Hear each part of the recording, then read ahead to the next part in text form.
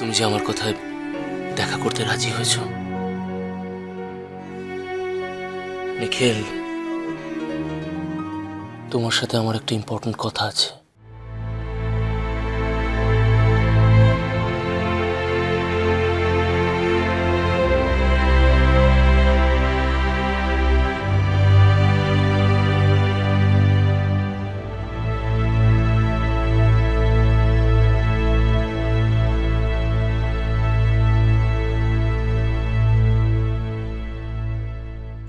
কি শুভবাবু, কেমন হলো বলো তো ঘুড়িগুলো? হ্যাঁ, ভালো। খুব ভালো।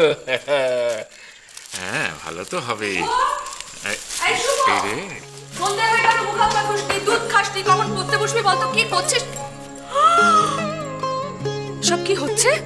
হ্যাঁ, খাটের উপরে সব কি হচ্ছে শুনে? এই মা, আমি সকালে বিছানা চাদরটা পাল্টালাম। আচ্ছা বাবা, ওর সঙ্গে সঙ্গে তোমারও কি বুদ্ধি শুদ্ধি লোপ পেলো নাকি? মা, দাদুকে বকবে না। জানো না দাদুর পায়ে ব্যথা। দাদু কি মাটিতে বসতে পারবে? ও, তাহলে খাটে বসে কেউ ঘুড়ি বানায়? হ্যাঁ, আর কি হবে শুনি এসব ঘুড়ি টুড়ি? তুমি তো কিছুই বুঝতে পারছি না। এই কাঠফাটা রোদ্দুরে কে ছাদে গিয়ে ঘুড়িটা ওড়াবে? এবার একটা রোগ ভোগ বাঁধাও, তখন আমি ভুগি। এই স্বর্ণ, তুই শুভকে তো বকছিস কেন বলতো? আরে ঘুড়ি ওড়ানো তো পরের ব্যাপার, ঘুড়ি বানাতে কত আনন্দ তাই তুই জানিস? ও, দুজনে মিলে যুক্তি করা হয়েছে বুঝি? একজনকে বকলে আরেকজন তার ওকালতি করবে। আমার বকছো? এই ঘুড়িগুলো আমার প্রাইস। তোর প্রাইজ? কিসের প্রাইজ শুনি? দাদু, মাকে বলে দাও তো কিসের প্রাইস। আমি অঙ্কতে কত পেয়েছি। 100তে 100।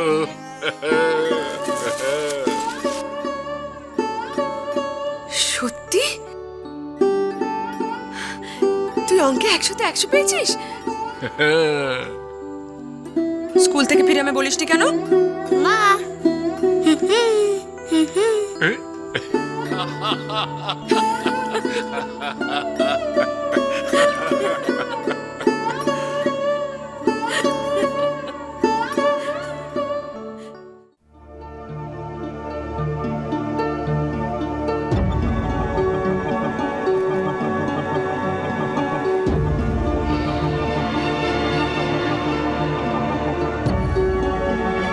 খুব রাগ হয়েছিল কাল, তাই তো? কি সুন্দর লাগছে ময়ূরাক্ষীকে। যদি সামনাসামনি পেতাম না। কি করতিস, কি করতিস?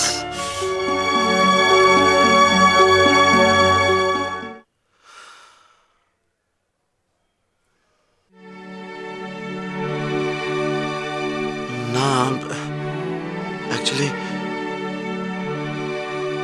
ওরা যা করছিল আমি আপনাকে সেটা বলে বোঝাতে পারবো না। বলার দরকার নেই। You don't need to say. আমি জানি ভালোবাসার মানুষের নামে খারাপ কথা শুনলে মাথাটা কিরকম আকম হয়ে যায়।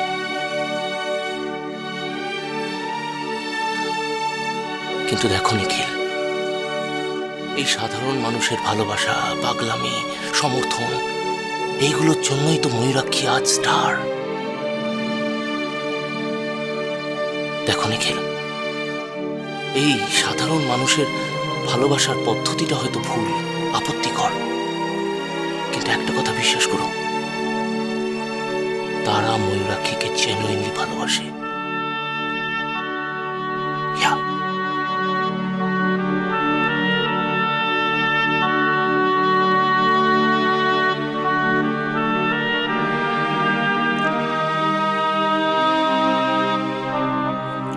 কিন্তু নিখিল, কালকে তুমি যা করেছো তার জন্য ময়ূরাক্ষী কতটা ডিস্টার্বড হতে পারে তুমি ভেবে দেখেছো একবারও? এবার থেকে যখনই তুমি রাস্তাঘাটে বেরোবে ও কতটা টেনশনে থাকবে। Can you imagine that? Nikhil, এই যে তুমি দুঃখ পাচ্ছ, কষ্ট পাচ্ছ, সেটা কি ওর ভালো লাগে?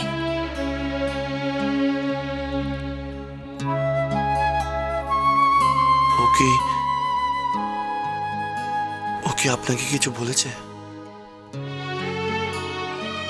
ময়ূরাক্ষী কখনো আমার সাথে তার ব্যক্তিগত আলোচনা করে না।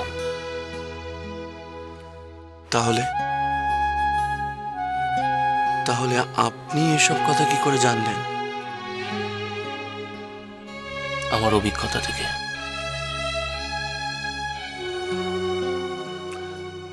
আমার স্ত্রী খুব নামকরা একজন স্টার ছিলেন। আমি জানি কতটা রাগ হয়, কতটা অসহায় লাগে নিজেকে। ইগনোর করতে শেখো। নিজের ইমোশনকে নিজের কন্ট্রোলে রাখতে শেখো।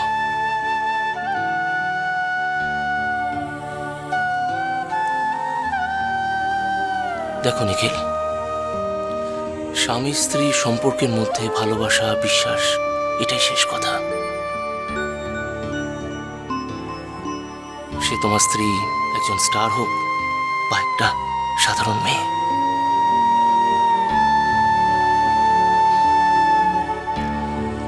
দেখো নিখিল, অকারণে নিজেদের মধ্যে বিভেদ সৃষ্টি করো না।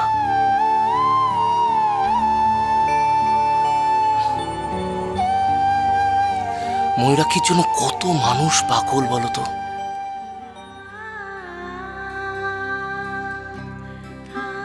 কিন্তু ময়ূরাক্ষী তোমার।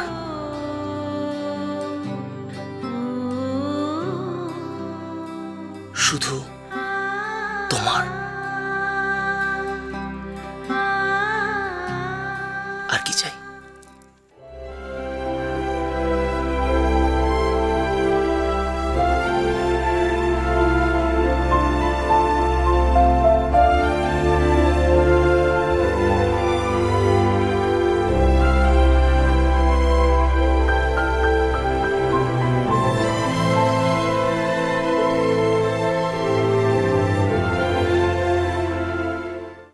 কটা বাজে দেখেছো?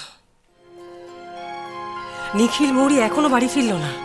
কি আশ্চর্য নীলিমা, এতে এত টেনশনের কি হয়েছে? নিখিল তো অনেকদিনই রাতে দেরি করে বাড়ি ফিরেছে।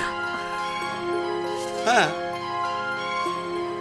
এমন দিনে তো গেছে যে আমরা হঠাৎ করে সকালবেলা জানতে পেরেছি নিখিল বাড়ি ফেরেনি। তখন আর এখনের মধ্যে কোনো ফারাক নেই। এখন তো নিখিল মৌরির সাথে থাকলে আমার দুশ্চিন্তা আরো বেড়ে যায়। তারপর সেদিন রাতে ছেলে মাথা ফাটিয়ে বাড়ি ফিরলো।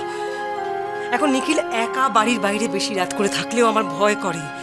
ও নীলিমা, এইসব দুশ্চিন্তাগুলো ছাড়ো এখন। এই তো মৌরি বাড়ি। আচ্ছা, তোমাদের দেরি হবে জেনেও তোমরা একটা ফোন করতে পারো না। নিখিল কোথায় গেল? মা, মা আমি তো একাই ছিলাম, ও তো ছিল না আমার সাথে। কেন ও এখনো বাড়ি ফেরেনি? সে কি, নিখিল তোমার সাথে ছিল না? আমরা তো ভেবেছি তোমরা একসাথে আছো। কেন, তোমার সাথে ওর ফোনে কোনো কথা হয়নি? না, আমি তো সর্বনীতির ওখানে ছিলাম। আর আজ আমি ওকে ফোন করার সুযোগ পাইনি। অফিসের পরেও তো ও আজ আমাকে একটা ফোন করেনি। ঠিক আছে, আমি এক্ষুনি ওকে একটা ফোন করে দেখছি।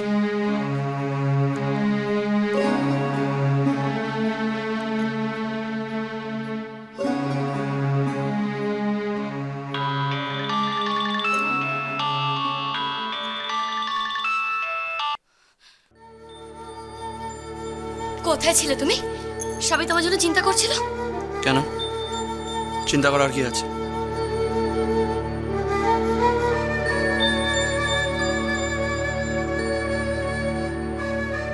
বাড়িতে আমাকে নিয়ে হঠাৎ একটু বেশি চিন্তা ভাবনা শুরু হয়ে গেছে। হঠাৎ? বরাবরই তোমার এই রাত করে বাড়ি ফেরা নিয়ে আমাকে চিন্তায় থাকতে হয়। সামান্য ডিসিপ্লিনও নেই তোমার।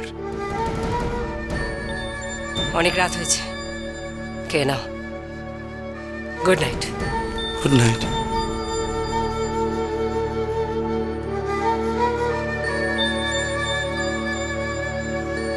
মার এরম রাগ করার কারণ কি?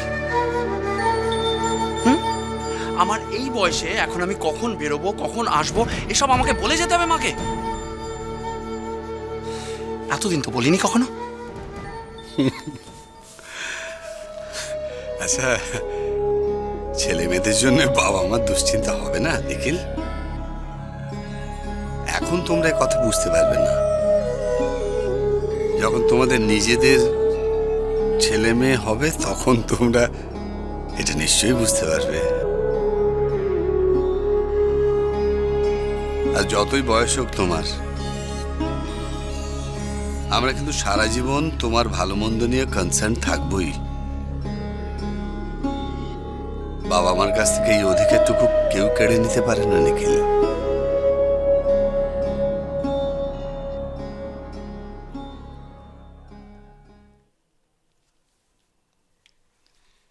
হুবহু